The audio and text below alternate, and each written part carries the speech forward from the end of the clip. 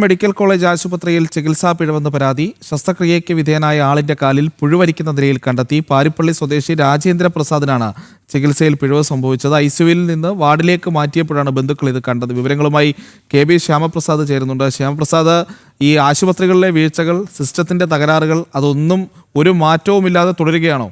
എന്തൊക്കെയാണ് ഇതിന്റെ വിശദാംശങ്ങൾ?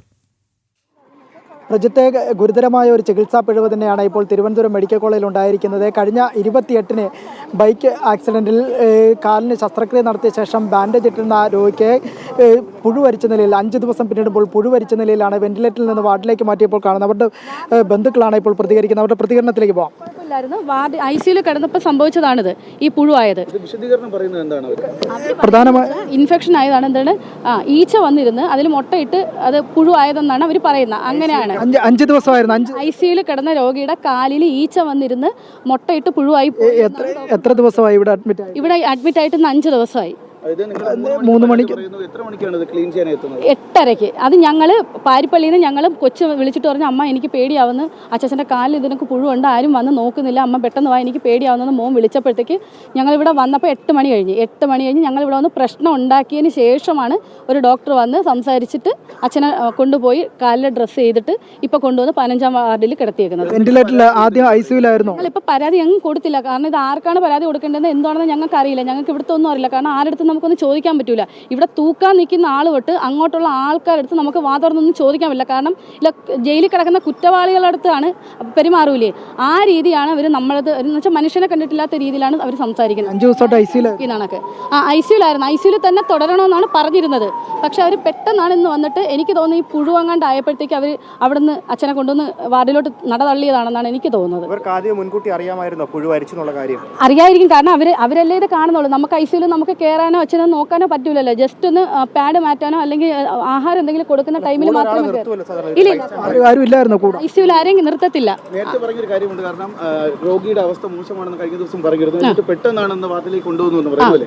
അതെ, ഇന്നലെ വരെ പറഞ്ഞെന്ന് വെച്ചാൽ ICU തന്നെ തുടരട്ടെ, കുറച്ച് ദിവസം ICU കിടക്കണം, അച്ഛൻ്റെ നില ഇച്ചിരി മോശമാണ്, അതുകൊണ്ട് എങ്ങോട്ടും മാറ്റാൻ പറ്റൂല, അവിടെ തന്നെ കിടക്കട്ടെന്ന് പറഞ്ഞവരാണ് ഇന്ന് ഒരു മുന്നറിയിപ്പും കൂടാതെ പെട്ടെന്ന് കൊണ്ടുവന്ന് വാർഡിൽ കളഞ്ഞത്. കാരണം അവർ പുഴുവരിച്ചത് കൊണ്ടായിരിക്കാം കൊണ്ടുവന്ന് വാർഡിലോട്ട് മാറ്റിയെന്നാണ് നമുക്ക് തോന്നുന്നത്. കാരണം രോഗിയുടെ അവസ്ഥ, അച്ഛൻ ആഹപ്പാട് തളർന്ന ഒരു അവശനാണ്. കാരണം അച്ഛന് വയ്യ, നട്ടലിന് 2 പൊട്ടലുണ്ട്, വാരിയലിന് 1 പൊട്ടലുണ്ട്. അച്ഛന് കിടക്കുന്നിടത്തുനിന്ന് ജസ്റ്റ് ഒന്ന് അനങ്ങാൻ പോലും പറ്റത്തില്ല.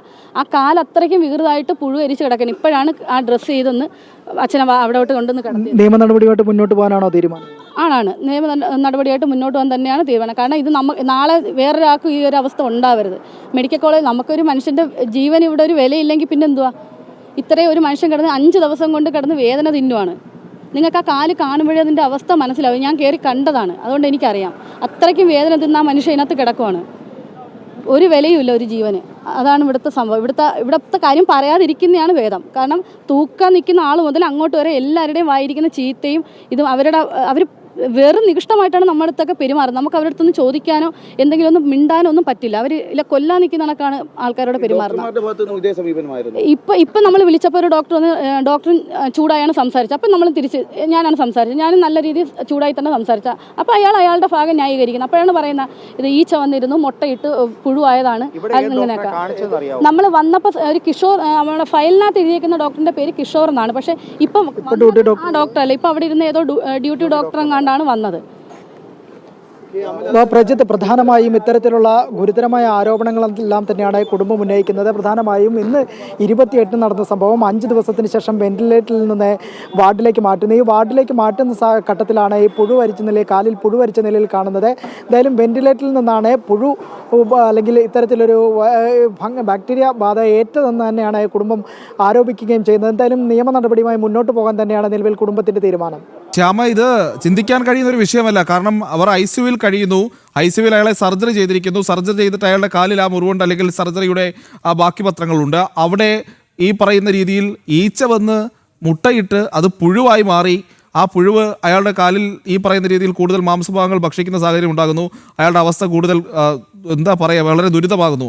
ഇതൊന്നും ആ സമയത്തൊന്നും അവിടെ ഒരു കാണാനോ നോക്കാനോ ഒരു ഡോക്ടർമാരും ഒരു നേഴ്സോ ഒരാൾ പോലും ഉണ്ടായില്ല എന്നുള്ളതാണ്. കാരണം ഇവർക്കൊക്കെ അവിടെ പിന്നെ എന്താണ് ജോലി? ക്ഷാമം ഇങ്ങനെയാണോ നമ്മുടെ സംസ്ഥാനത്തെ ആരോഗ്യ മേഖലയിൽ പ്രവർത്തിക്കേണ്ട ഒരു പ്രധാനപ്പെട്ട ആരോഗ്യ കേന്ദ്രം? കാരണം അത് തിരുവനന്തപുരം മെഡിക്കൽ കോളേജാണ്. അവിടെ ഒരു രോഗിക്ക് ഇങ്ങനെ ഒരു അവസ്ഥയുണ്ടാകുമ്പോൾ അവിടുത്തെ വകുപ്പ് മേധാവികളും അവിടുത്തെ പ്രിൻസിപ്പൽമാരും അവിടുത്തെ ഈ പറയുന്ന ഡോക്ടർമാരും ഒക്കെ എന്തിനാണ് പിന്നെ ഈ സർക്കാർ ചെലവിൽ ഈ സാധാരണക്കാരായ ആളുകളെ ചികിത്സിക്കാൻ അവിടെ ഇങ്ങനെ തുടരുന്നത്? ശ്യാമ, ഇതിൽ എന്തെങ്കിലും രീതിയിലുള്ള പരിശോധനയോ നടപടികളോ എന്തെങ്കിലോ ആരംഭിച്ചിട്ടുണ്ടോ?